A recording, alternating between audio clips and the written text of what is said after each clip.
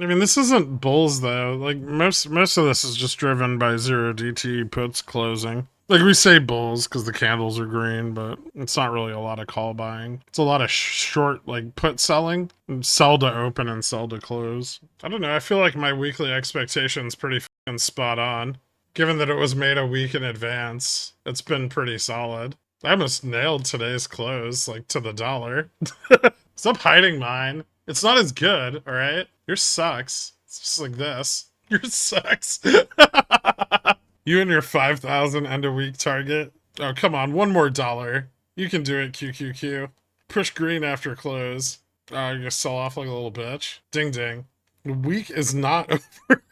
I still need NQ to keep pumping after close, though. It's very important. Oh, wait, there's my 50 cents. Hold on, I'm gonna try to lock it in. Yeah, there we go. Ah, no one wants to buy. Yes! Ha ha! Doesn't that just get eaten up by fees? Fees are like 12 cents.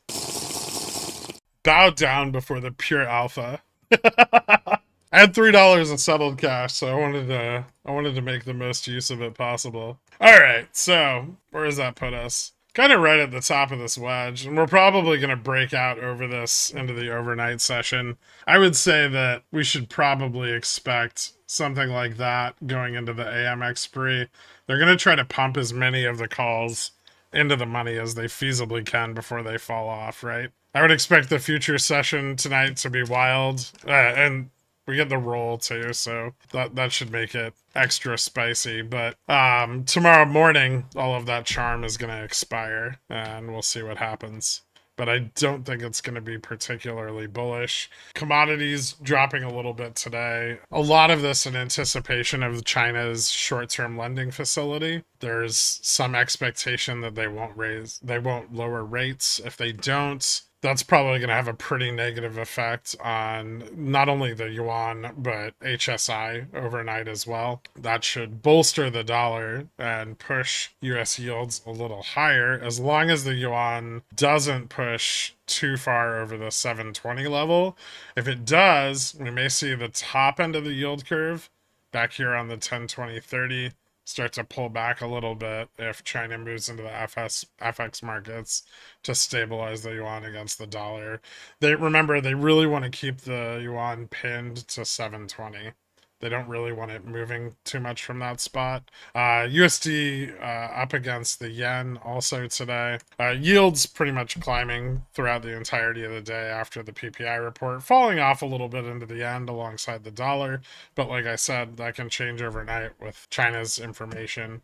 We actually have quite a bit of data tomorrow as well after market open. We have Michigan Michigan sentiment, and I believe we have U.S. industrial production in the pre-market, which is expected to be down, but kind of flat against the prior month, not down a lot. If industrial production is down a lot, that's going to be very bad, right? That's going to be a recessionary indicator, not a good sign. So we'll see where that lands. Last month was at 0.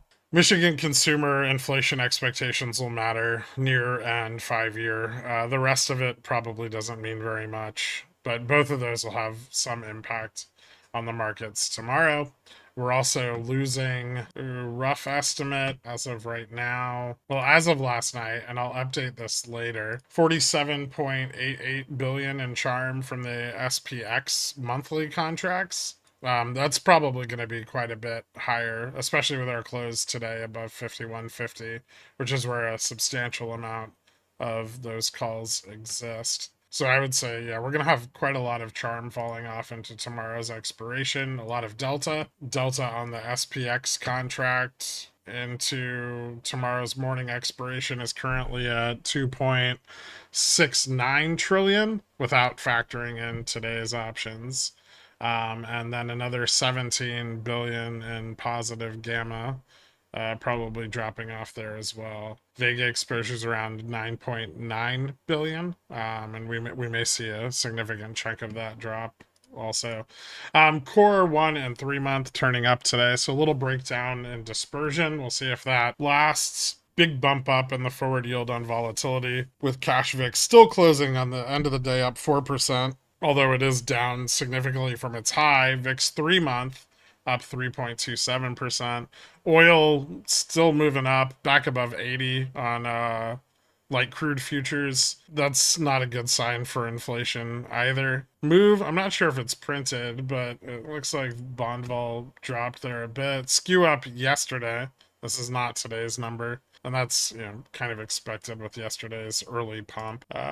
Correlation dropped back under negative 40%. So a little bit more pressure on the long vol side. And we're currently pricing in 66 points of rate cuts, now down substantially from 3 total cuts, and actually lower than we were after the Fed CPI report and Fed FOMC. So going into next Tuesday, we could easily see one of these cuts fully priced out, maybe even more right down here in the 25 level. Might see all of them priced out, which would be possibly disastrous for at least the current expectations of the market. Next week's going to be very spicy, and the Fed decision will factor heavily into that. That's about it for today. Thank you guys so much for tuning in. I appreciate it, and I'll see you bright and early tomorrow. Have a great night, guys. Later.